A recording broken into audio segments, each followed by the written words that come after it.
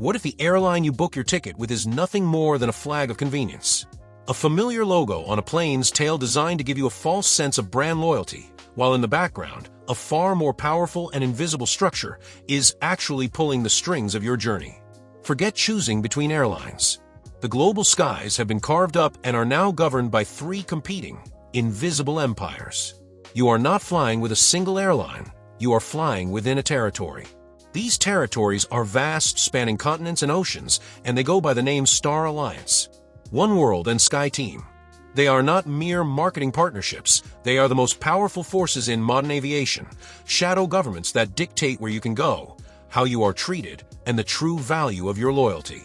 This system was born from a simple problem: no single airline could truly fly everywhere.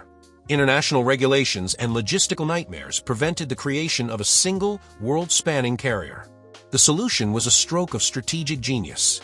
Instead of merging, airlines formed alliances, effectively creating global networks that could bypass these limitations. They created a system where they could share routes, customers, and profits, presenting a united front to the world. Think of it this way. When you join the frequent flyer program of an airline, like United, you are not just becoming a customer of United. You are applying for citizenship in the largest of these empires, Star Alliance. Suddenly, your loyalty is recognized not just in Chicago, but in Frankfurt with Lufthansa, in Tokyo with ANA, and in Istanbul with Turkish Airlines. Your status, your benefits, your very identity as a traveler transcends individual brands and becomes part of a global collective. This is where the game changes. A routine flight from New York to San Francisco can earn you points and status that you can then leverage for an upgrade on a flight from Singapore to Sydney. The lounge you access in Sao Paulo is possible because of flights you took entirely within Europe. It's a web of interconnected privileges, a secret handshake that unlocks doors around the world, but only if you are a citizen of the right empire. Each of these empires has its own distinct personality and philosophy.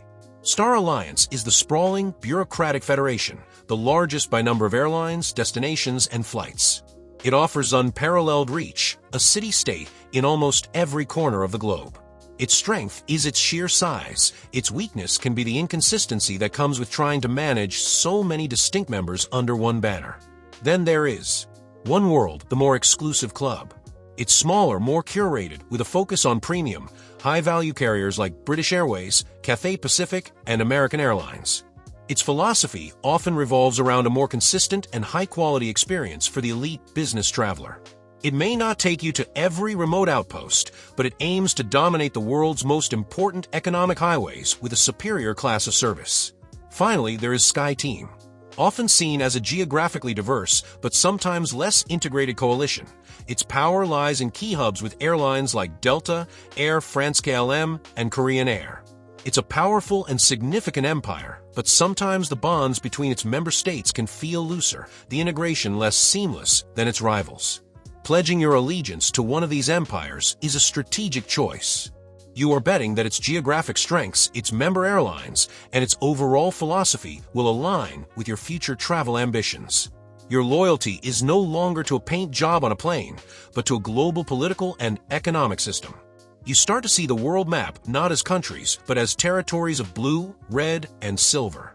But this system, designed to capture and contain your loyalty, has a fatal flaw. The very complexity that gives it power also creates opportunities for those who understand how to exploit it.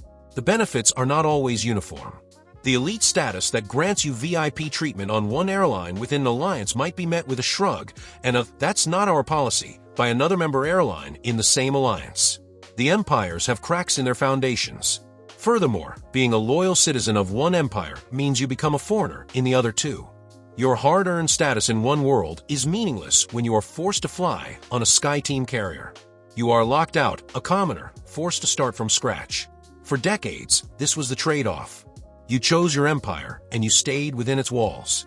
Here is the turning point, the revelation that dismantles the entire power structure. What if you didn't have to choose an empire at all?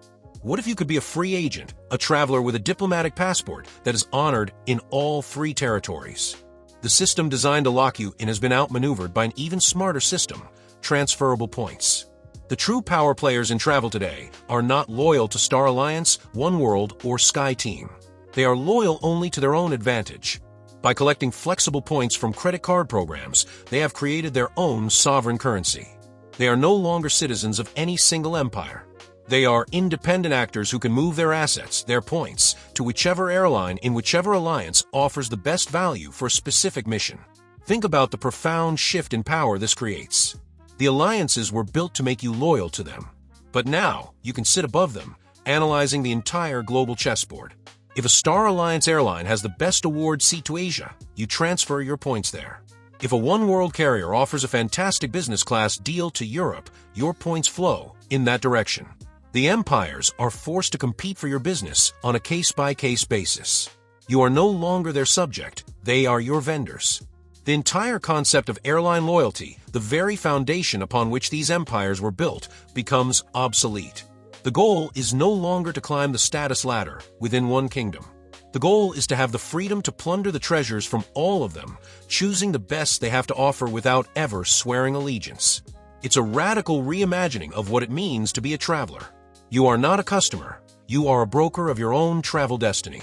The airlines built 3 great walls to divide the world and command your loyalty. They created a system of passports, privileges, and borders to keep you within their sphere of influence. But a new key has been forged that unlocks all the gates. Now that you know you don't have to be a citizen of any of these empires, will you continue to serve just one, or will you seize the power to rule your own?